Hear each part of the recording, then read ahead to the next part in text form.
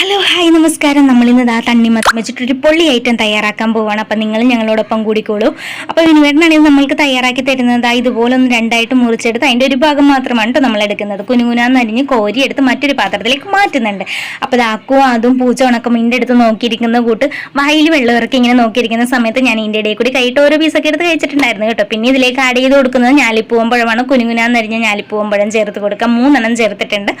ഒട്ടും ഒഴിവാക്കാൻ പറ്റാത്ത ഐറ്റമാണ് ഏലക്ക. 2 ഏലക്ക നന്നായിട്ട് ചതച്ച് ചേർത്ത് കൊടുത്തിട്ടുണ്ട്. പിന്നെ കറുത്ത ഉണക്കമുന്തിരിയും കുറച്ച് പഞ്ചസാരയും കൂടി ചേർത്ത് നന്നായിട്ട് മിക്സ് ചെയ്തെടുക്കാം. നിങ്ങൾക്ക് പഞ്ചസാര വേണ്ടാന്നുണ്ടെങ്കിൽ ചേർക്കണ്ട.